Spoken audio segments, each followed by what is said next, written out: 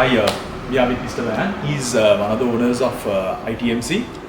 So, Mr. Dan, how are you? Good, I'm good. How are you? I'm also doing good.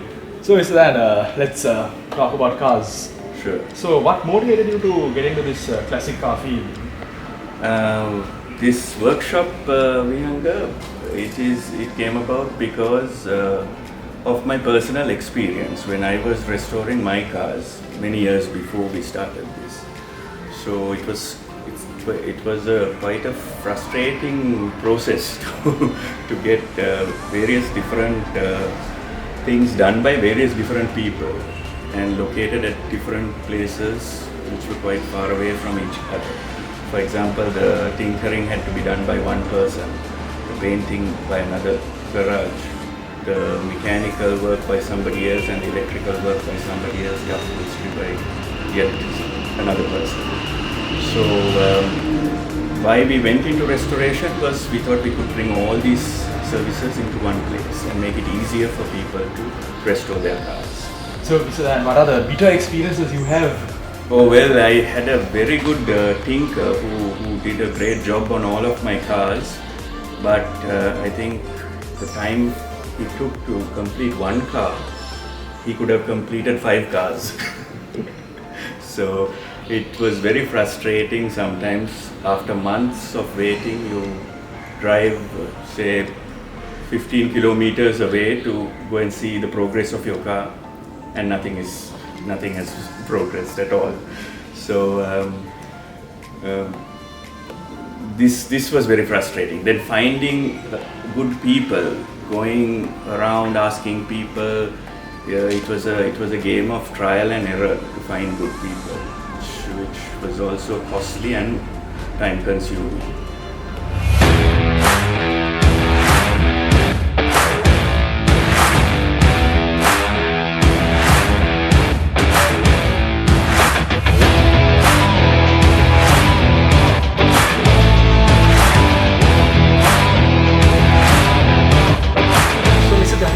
Any personal preferences or any recommendations for me?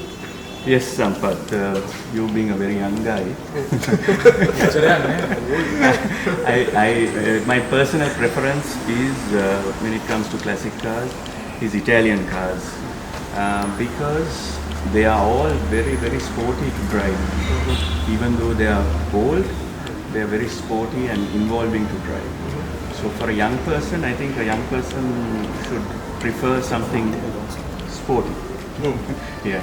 So something like Ferraris or something? Oh yes, that's one extreme. At the lower end, you get Fiats and Alfa Romeo. Have you ever tried some Ferraris? Oh yes, I've been lucky enough to drive a 488. Wow. Yes, yeah. Life-changing experience. Yes. So, Mr. Gayan, I'm not a classic car guy. By the way, what motivated you to buy these cars? Well, ever since I was a kid, I was a bit of a petrol head, always looking at cars, drawing cars, designing my own cars, things like that. And I always liked driving. When I first started driving, it was a turning point in my life. And I think my father encouraged me into these classic cars because he used to talk about the cars they had and during his time, which got me kind of interested in cars of the 60s and 50s. The styling was a lot nicer than the cars of the 80s, which I grew up with. So my attention went towards those cars. May I interrupt you for a while? Yeah, sure. How old were you? I would have, when I began liking cars, I may have been about 10 or 11 years old. Yeah. Probably even younger. I think it was in your genes, right? Probably, yes. So, Mr. Dan, in your perspective, Yes. why do you think people should invest in these classics? Well, Vihanga, it's a nice hobby to have. It's an expensive one, but there is a certain amount of satisfaction you get when you buy something that has deteriorated and restore it and bring it up to a standard where you can go in and drive it. It's like going back in time, driving a classic car. So it's a unique feeling which you don't get from the modern cars. So that, I think that satisfaction of driving something very mechanical as to something very digital in today's world gives you a unique experience, and there's a satisfaction in bringing it to life again as well. So it's an expensive hobby, but it's a good hobby. It's not anything Yeah, because bad. now these days if you take cars, like they all look the same, right? There's no Yes. much of a difference. But if you look at cars like these, Yes. there's a really, Exactly. eye candy. Of course, yes. So that, what's the classic car situation in Sri Lanka? Well, the situation is this, Sri Lanka being not a very wealthy country, limits imports. So cars over 3 years old are not allowed to get into the country. So the classic car population we have in this country is limited because of that. So therefore, and we have had lots of valuable cars in this country. People in the 40s, 50s, 60s brought in exceptional cars into this country. Some of those valuable cars have already been re-exported out of the country, while others... What's the reason they re-export? Because there was somebody willing to pay a big price and buy it. Whereas some other cars, owing to neglect, have deteriorated and got destroyed, which is a real shame. So it is important. I'm really happy that you wanted to do this feature to attract young people.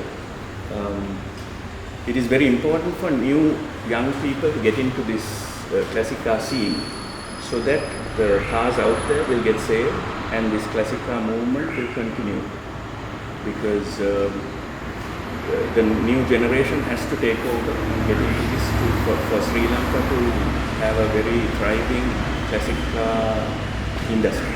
Mr. Gayan, when you are buying some cars like this, like Yes. classic cars, Yes. what aspects we should look into? So it's better to collect money and buy a car that is completely done, where you have to buy it and just start enjoying So it. convenient industry, right? Yes. But also there are people who, even like me, for example, I didn't have a lot of money to buy a car which was already done up because it was so expensive. So buying a car cheap, a wreck cheap, and then gradually getting it done it's easier on your expenses. And also it gives you that satisfaction of you getting it done. So there are lots of people who prefer it that way, where it's like your little baby. You nurture it and wean it and bring it up to a acceptable standard. So, but the easier way is to buy something which is already restored. So, Mr. Dan, thank you for your valuable time. I Thank think you, guys. this was useful for you guys as well. If you guys want to read more about classic cars, there is an article that Mr. Dan wrote. We'll put the link in the description. Thank you. Thank you, Mr. Gayan. Thank you.